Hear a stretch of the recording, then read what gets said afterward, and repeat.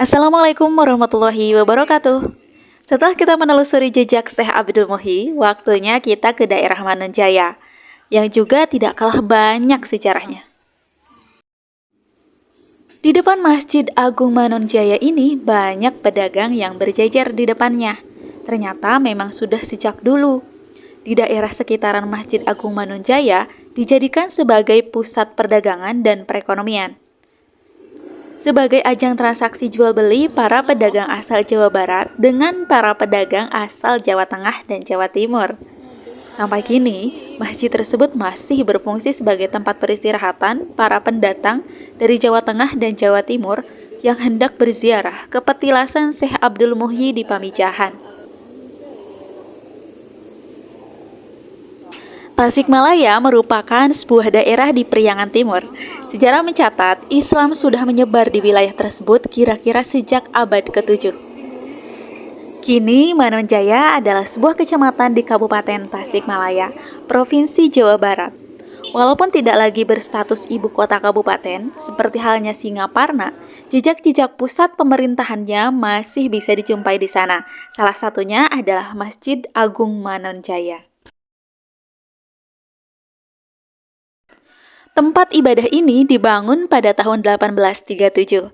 Namun, beberapa sumber menyebutkan tahun pembangunannya adalah 1834. Artinya, komplek tersebut kira-kira sudah berusia lebih dari 180 tahun. Sejak tahun 1999, masjid tertua di seluruh Tasikmalaya itu sudah berstatus bangunan cagar budaya nasional yang wajib dilestarikan.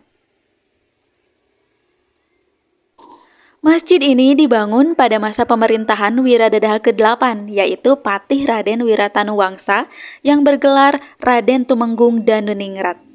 Sebelum keberadaan masjid ini, sudah ada masjid berukuran kecil sebelumnya. Bahkan Bupati saat itu juga membuat Masjid Agung itu berpedoman pada tata letak masjid kecil yang sudah ada.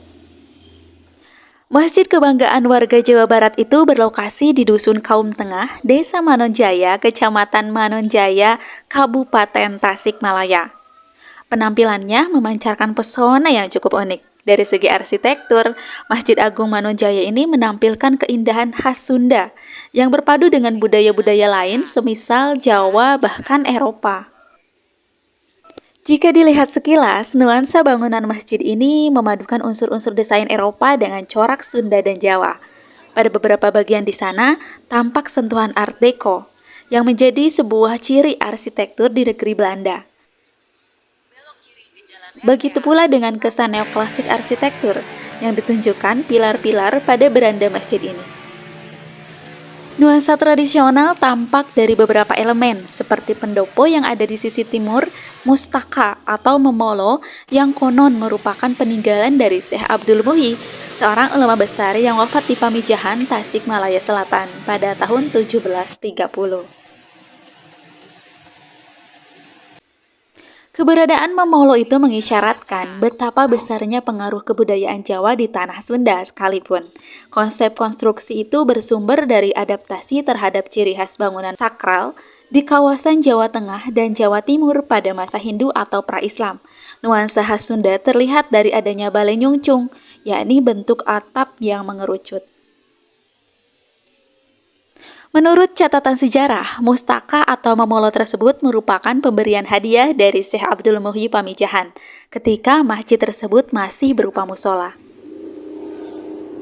Mustaka atau memolo inilah yang menjadi salah satu ciri penting atap masjid tradisional yang telah diadaptasi dari elemen-elemen bangunan sakral, perpaduan antara Islam dan Hindu pra-Islam di Jawa. Jika diamati lebih jauh, bentuk atap menjulang tinggi dengan bagian bawah tiap bagian tumpukan berbelok ke arah mendatar seperti itu lebih banyak ditemui pada atap tumpang bangunan masjid di wilayah Priangan tempo dulu, khususnya di Cianjur, di Bandung, di Sumedang, di Garut, maupun di Tasikmalaya. Bentuk seperti itu di Bandung dikenal dengan istilah atap balai nyungcung. Balai nyungcung digunakan untuk menamai atap Masjid Agung Bandung pada abad ke-19 hingga awal abad ke-20.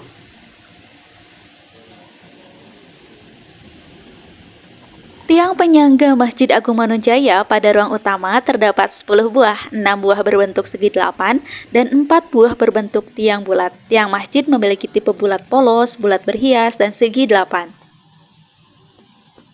Beberapa unsur bangunan yang cenderung menyeratkan percampuran unsur-unsur lokal dengan Eropa klasik adalah atap tumpang tiga, serambi, serta struktur saka guru yang terdapat di tengah ruang sholat.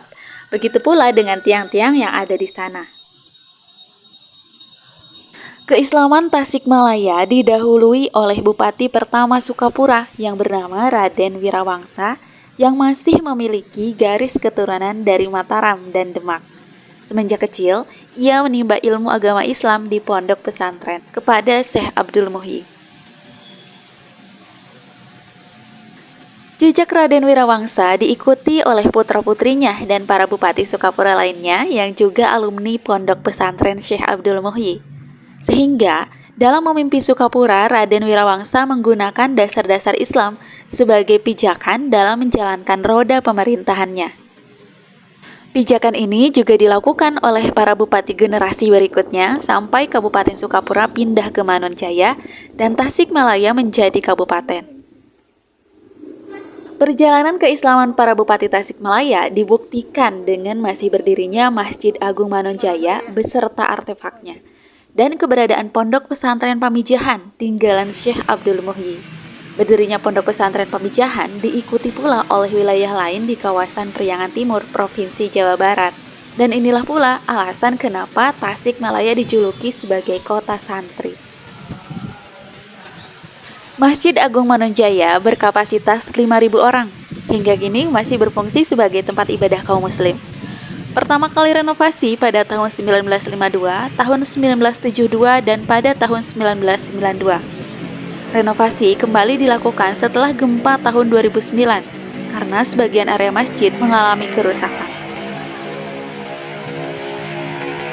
Itulah cerita kita di Masjid Agung Manonjaya yang menjadi saksi keislaman wilayah Tasikmalaya.